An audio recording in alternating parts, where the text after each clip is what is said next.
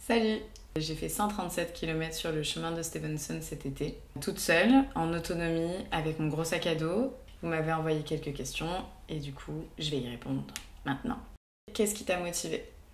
En fait, je savais que j'avais envie de faire un voyage toute seule. Je savais que j'avais envie de partir pas trop loin, de pas prendre d'avion, de pas aller à l'autre bout de la France.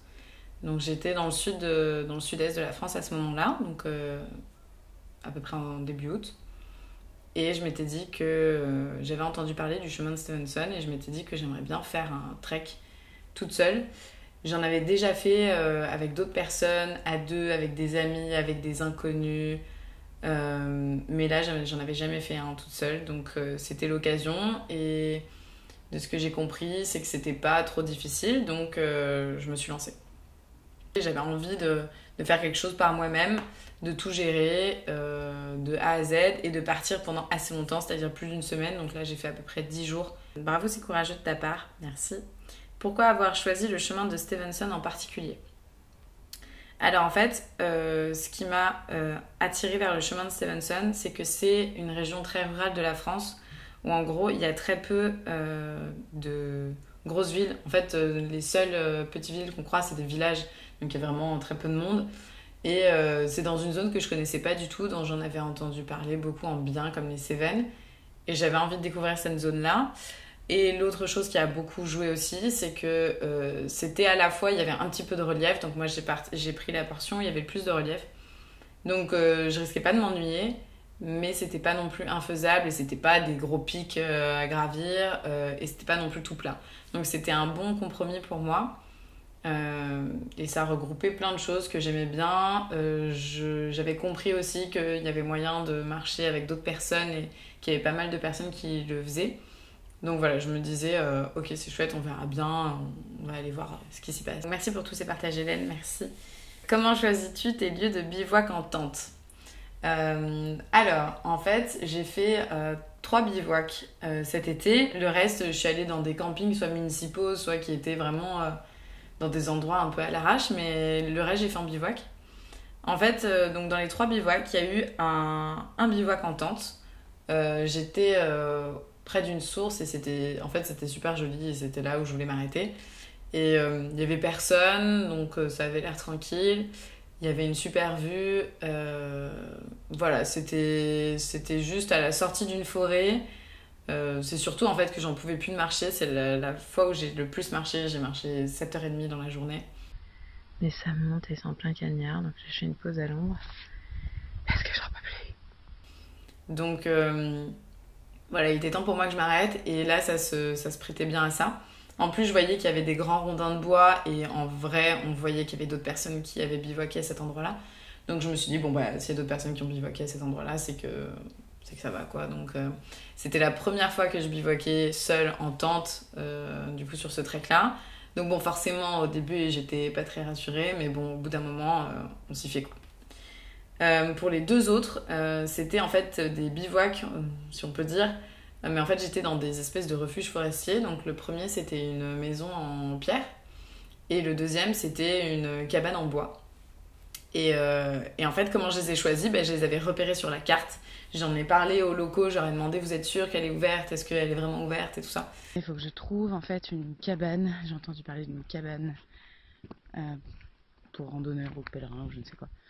Donc je vais essayer de trouver cette cabane. Bon alors, le vent s'est levé. Je sens que ça va être changement de plan parce qu'apparemment il prévoit de l'orage à Finiel, donc là où je devais bivouaquer ce soir. Et voilà l'endroit où je vais dormir, hein. La fameuse cabane, mon nouveau chez moi pour la nuit. Du coup, c'était fermé avec des pierres juste, mais sinon pas de clé, rien que dalle. Et c'est trop bien. Il y a même un endroit pour faire un feu. Donc voilà, je me suis déjà étalée, hein. Une petite fenêtre. Et il y a plein de carnets où les gens ont écrit des tas de trucs. Donc c'est trop marrant à lire. Et oui, elles étaient ouvertes les 2. Et les 2 m'ont sauvée d'un orage le soir. À chaque fois que j'ai dormi sous un toit, à chaque fois il y avait un orage. Donc voilà, c'était super quoi. Heureusement que je les ai trouvées. Est-ce que tu t'es sentie seule? Alors, si je suis partie seule, en soi, c'était aussi pour me sentir seule à des moments donnés. Mais globalement, je me suis jamais vraiment sentie seule, ou du moins, ça m'a jamais vraiment affectée psychologiquement, parce que c'était des moments assez courts au final où j'étais vraiment seule. Il y a une seule journée où j'ai vraiment marché seule du matin jusqu'au soir. Mais sinon, dans les campings, je retrouvais toujours d'autres marcheurs. Il y avait des personnes qui marchaient plus vite, d'autres personnes que je dépassais. Donc on rencontre de toute manière tout le temps du monde sur ce chemin-là. Donc c'est assez sympa parce qu'en réalité, on peut choisir soit de marcher seul, soit de marcher avec d'autres personnes. Il n'y a aucun problème. Et donc voilà, c'est vraiment au feeling. Moi, la journée où je marchais seule, j'avais envie de marcher seule et donc je l'ai fait et c'était super. Et en réalité, la solitude, je pense qu'on n'est pas du tout habitué à l'éprouver. Moi, j'étais beaucoup comme ça. J'avais très peur de la solitude avant. Et en fait, maintenant que je m'y suis confrontée, ben, je l'apprécie de plus en plus. Ou du moins, voilà, j'arrive à faire avec, notamment dans les voyages.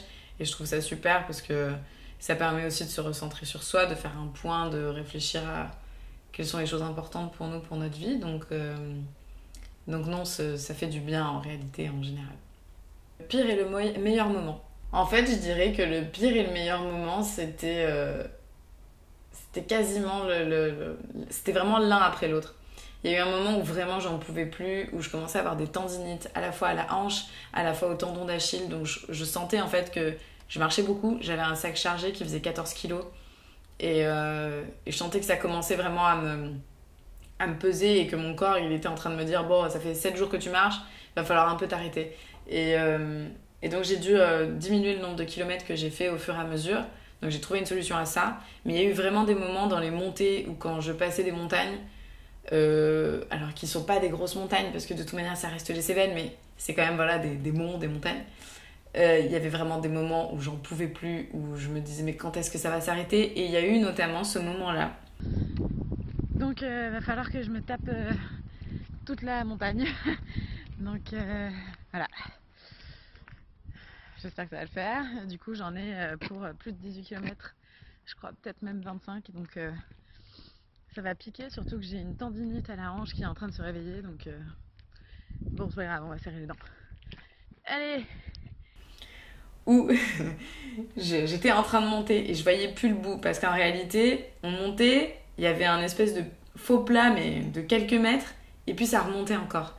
Et en fait quand on était en bas on avait l'impression que ah oui le plat est bientôt là, donc plein d'espoir. Et en fait on se retrouvait là et on avait encore une montée qui était quasiment pire. C'était que de la pierre à cet endroit-là, donc j'en pouvais plus, vraiment j'en pouvais plus.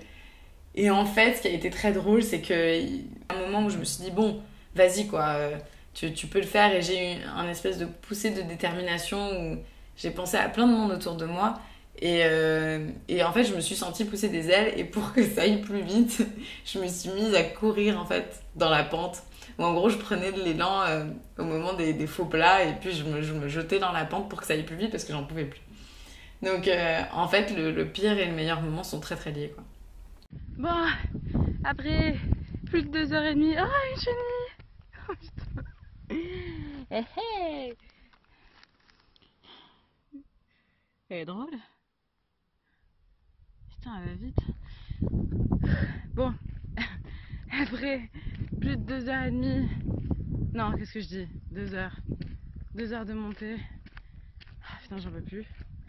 Ça y est, je vois la station du Mont Lozère. Youhou! Ah, putain. Une liste de tout ce que tu as dans ton sac à dos. Alors, la liste est pas mal longue. Mon sac faisait 14 kilos. C'est un sac de terre, du coup, avec lequel j'ai fait pas mal de trek et qui tient toujours le coup, donc ça, c'est super. Vraiment, les essentiels, ça a été mon sac de couchage, qui est un duvet, du coup, voilà, qui va à des moins 10, parce que j'ai déjà fait l'expérience de faire des bivouacs où j'ai froid et en fait, on est fatigué et le lendemain, on n'arrive pas à marcher parce qu'on est fatigué et qu'on n'en peut plus. Donc voilà. Une tente, une serviette en microfibre parce que ça permet de garder beaucoup de place pour autre chose. Un kawaii, mes chaussures de rando qui sont des grosses chaussures et mes sandales parce que le soir quand je faisais des bivouacs, j'avais juste envie de mettre mes pieds dans autre chose que des chaussures de rando, donc ça fait du bien. Ma gourde évidemment en alu pour qu'elle qu'elle soit légère. Même si c'est pas terrible de boire dans de l'alu, mais voilà. Mon tapis de sol aussi, dont j'ai été super contente parce qu'avant j'avais un tapis de sol en gros qui s'arrêtait au niveau des cuisses. Alors c'était sympa parce qu'il était très léger et il prenait très peu de place. Mais là maintenant j'ai vraiment investi dans un bon tapis de sol qui va jusqu'aux pieds et en fait je dormais très très bien. Donc ça c'était vraiment un investissement. Si j'ai un seul conseil en termes de matériel, c'est acheter du bon matériel. Il vous fera peut-être des fois toute une vie. Mais en tout cas vous pourrez être sûr que vous dormirez bien et voilà, ça vous sera utile pendant très longtemps. Donc je préfère acheter du matériel qui coûte cher mais qui est costaud quoi. Après voilà, le strict nécessaire en termes de santé parce que je commençais de toute manière à mettre des kilos sur des kilos sur des kilos, donc vraiment la base. J'ai pris 2 hauts, un short, un pantalon. Je regarde en même temps en fait, j'ai une photo où je mettais ce que je prenais avec moi, un gros pull pour pas avoir froid, et puis c'est à peu près tout. Et après j'avais du matériel en fait pour faire de l'aquarelle, faire de la photo, donc j'avais un Instax Fujifilm, et puis j'avais mon carnet de voyage qui est là, donc dans lequel j'ai fait de l'aquarelle, de l'écriture et des petites photos. Et en fait, ça a été un objet qui m'a vraiment accompagnée et que j'adore plus que tout maintenant. Parce que, voilà, il a un peu enregistré toutes mes émotions au fur et à mesure. Et c'était super, en fait. J'y allais vraiment avec l'objectif de faire ce carnet d'aquarelle, de faire ce carnet de voyage pour en garder une trace et pour me dire, voilà, ce que j'ai vécu est là-dedans. Et c'était super aussi de me poser à des moments dans ma tente ou dehors ou sur de la roche, un moment dans la journée, sur le chemin, dans de l'air, enfin peu importe, d'ouvrir ce carnet et de me dire voilà, j'ai cet espace de création, je peux peindre ce que je vois, ce que je ressens, je peux écrire qui j'ai rencontré, quelles sont les choses qui m'ont touchée. Et vraiment voilà, j'ai un seul conseil aussi, le deuxième après investir vraiment dans du bon matos, c'est avoir des choses qui vous font du bien quand vous faites un trek qui est un peu physique ou que vous savez que ça va quand même vous challenger, parce que moi c'était le but, j'aime les défis et j'aime ça.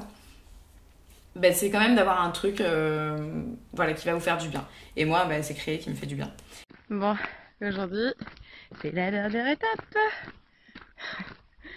Donc, je vais jusqu'à un col et ensuite je redescends à Saint-Jean-du-Gard. Et du coup, c'est la dernière. Donc, ouais. Déjà. Bon, je suis au col de Saint-Pierre et on voit Saint-Jean-du-Gard au loin en fait. Donc, il y a une vue de fou ici. Et voilà, donc du coup, maintenant que j'ai fait toute la montée, il va falloir faire la redescente. Et ça sera la dernière, puisque du coup, je m'arrête à Saint-Jean-du-Gard. Donc, il y a, je crois, à peu près 2 heures là de descente. Voilà, bientôt la fin. Voilà, et si vous avez des questions, vous n'hésitez pas à les poser en commentaire, je me ferai un plaisir de vous répondre. Et puis voilà, partez à l'aventure, partez avec votre sac, n'écoutez pas ce qu'on vous dit, n'écoutez pas trop quand on vous dit oui mais t'as pas peur, etc.